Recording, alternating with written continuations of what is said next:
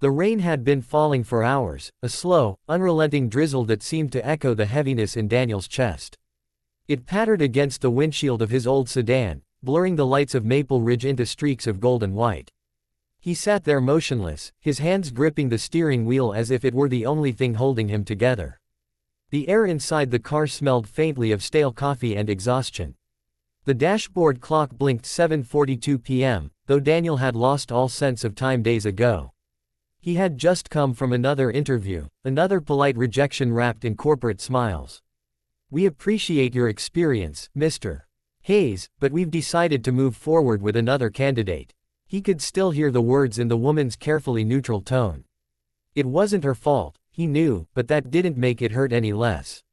Every rejection felt like another confirmation that the world no longer had a place for him. Once, not long ago, Daniel had been someone. He'd run a small design firm, employed 10 people, built things that mattered. But then the economy crashed, clients vanished, and debts piled up faster than he could handle. The company went under. The bank took his office. His wife, Emily, had tried to hold on for a while, but eventually even her patience wore thin. "You're not the man I married," she'd said one night, her voice trembling with hurt more than anger. A few months later, she left with their son, Tyler, moving to her parents' place 2 towns over. Daniel thought about calling them tonight. He had rehearsed what he'd say dozens of times, but he couldn't bring himself to do it. What would he tell them? That he was still failing. That he couldn't even fix his own life, much less be a father worth coming home to. The thought hollowed him out. He let out a long, shaky sigh and turned off the ignition. The rain was softer now, whispering rather than pounding. Through the blur of his windshield, a flicker of yellow light caught his attention. Across the street, half hidden between a bakery and a pawn shop, stood a small repair store. Its sign was faded, the letters uneven, but he could still make them out. "Old Town Repairs, we fix anything." He chuckled dryly. The irony was almost cruel. He had spent months trying to fix everything, his finances, his marriage, his reputation, and here was a dusty little shop claiming to fix anything. Still, something about the place tugged at him. Maybe it was the warmth of the light inside or the comforting hum that came from behind the foggy window. Maybe he just needed to stand somewhere that wasn't his car. He opened the door and stepped out into the rain. The cold drops hit his face, sharp but cleansing.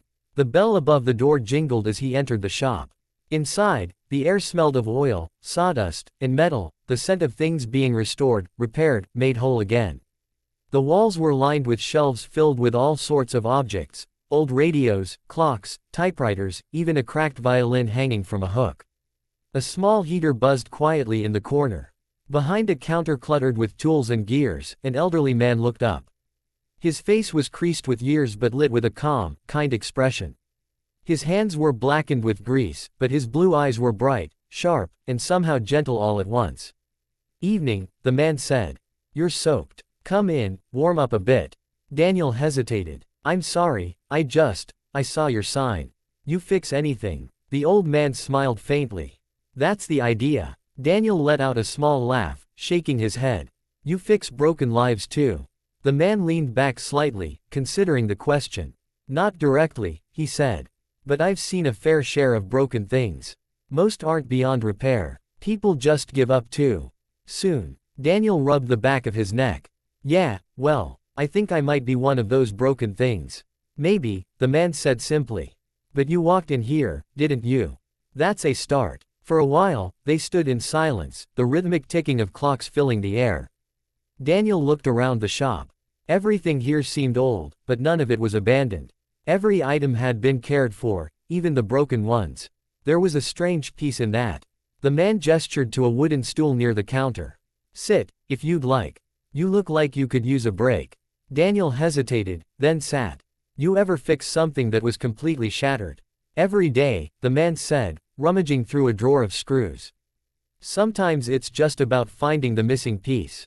Sometimes it's about realizing the piece you thought was missing never mattered." Daniel frowned, not sure what to say. "I used to run a business. Lost it all. Lost my family too. I've tried to fix things, but every time I do, it just gets worse. I'm tired of pretending I can solve everything." The old man nodded slowly. "You know, I had a son once. Thought I could fix his life too. Thought I knew what was best. But he needed to find his own way. Took me a long time to understand that.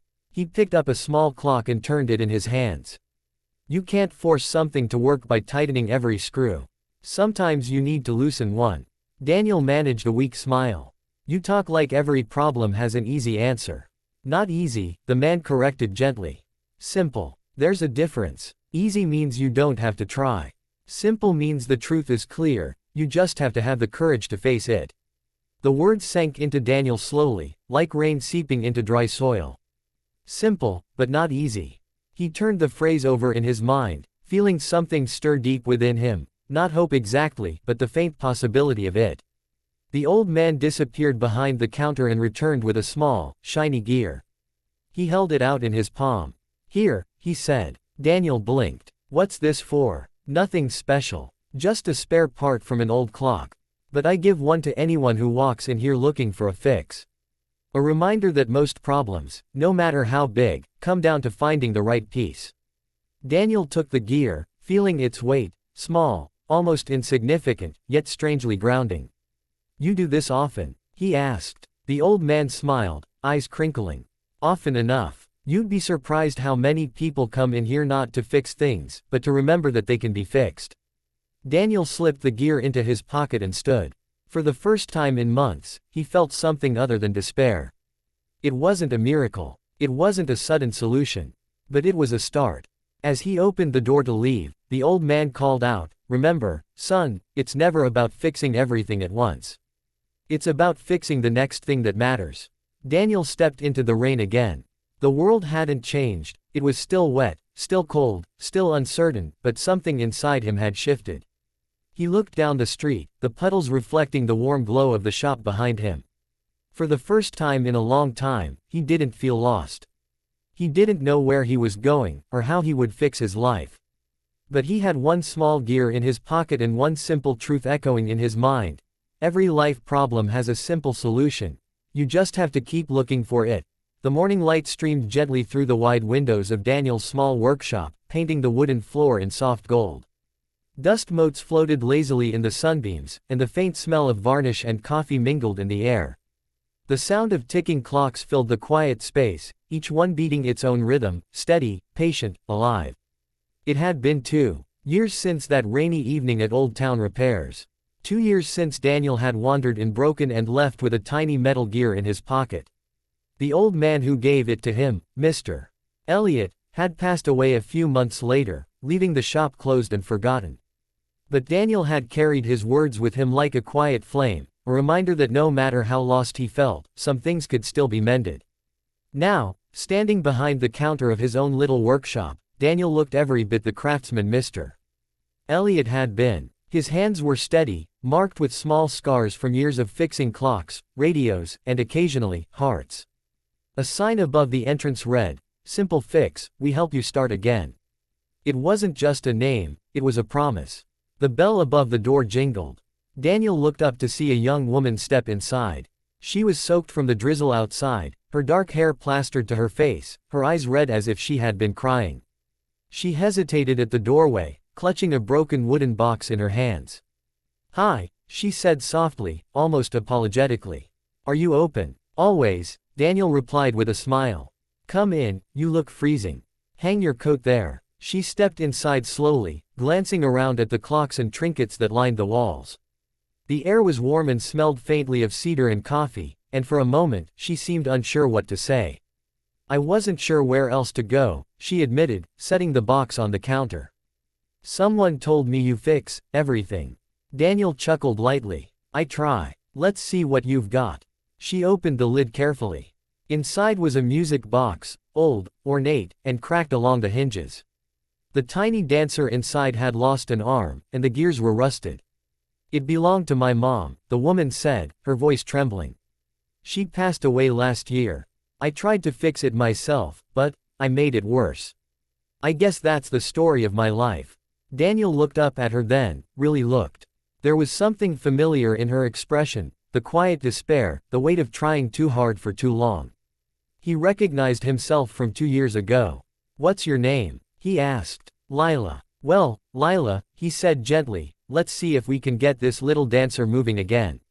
She watched as he carefully examined the mechanism. His fingers moved with practiced patience, not rushing, not forcing anything. After a moment, he handed her a small screwdriver. "Here," he said. "Help me." She blinked. I don't know how." "That's fine," he said with a reassuring smile. "You'll learn. Sometimes, fixing something with your hands helps you fix something inside too." She hesitated, then took the tool and followed his instructions. Together, they worked in silence for a while. Outside, the rain tapped softly against the window panes. Daniel guided her hands as she adjusted a small gear, his voice calm and encouraging. "There you go. Gently. It's fragile, but not hopeless." "Most things aren't." Lila swallowed hard. "You really think that?" "I know that," he said simply. "People think problems are these huge, unsolvable things. But most of the time, they just need time, patience, and a little kindness. Just like this box." She gave a small, tearful laugh. "You sound like you've been through something yourself." Daniel smiled faintly, his eyes distant for a moment. "I've been through everything breaking, yes. And I learned that sometimes, when you can't fix life, you start by fixing one small thing in front of you. The rest follows." They worked for nearly an hour, adjusting, cleaning, and replacing tiny parts. Finally, Daniel wound the key gently and stepped back. The gears turned, and a soft melody began to play, a sweet, familiar tune that filled the workshop. The little dancer twirled clumsily at first, then smoothly, her one arm catching the sunlight. Lila's hand flew to her mouth. "It's working," she whispered.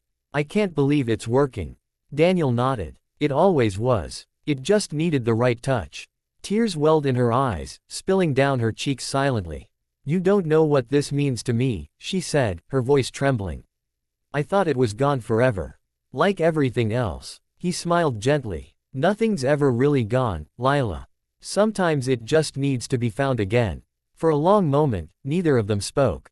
The music played softly, and the shop felt like it was breathing, a small world of warmth and second chances. When the tune faded, Daniel placed the repaired box carefully back in her hands. "Keep it safe," he said. "And whenever you feel like things are too broken to fix, just open it. Let it remind you what's possible." She nodded slowly, clutching it to her chest. "You really believe every problem has a solution?"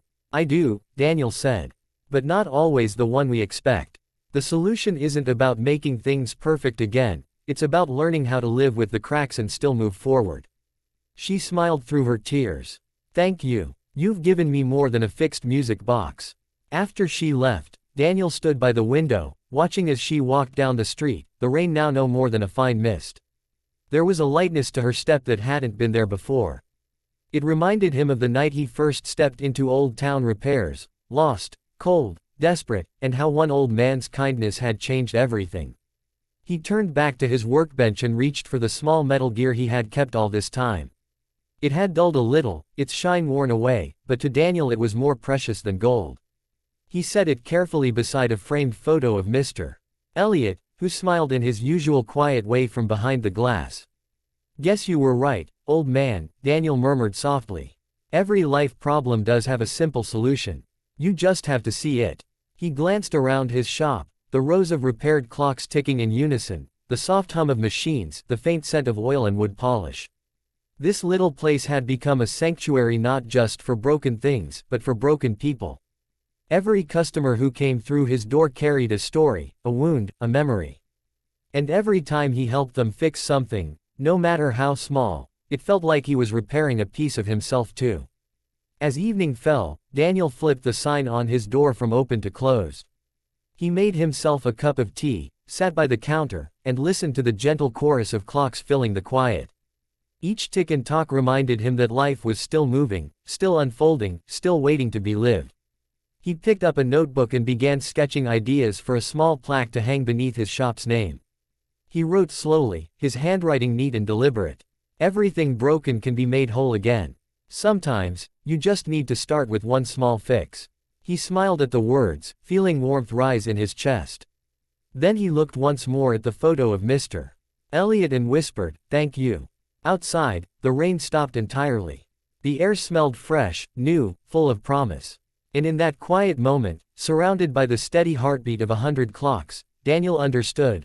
Life was never about avoiding problems. It was about finding the courage to believe that no matter how broken things seemed, there was always, somewhere, a simple way to begin again.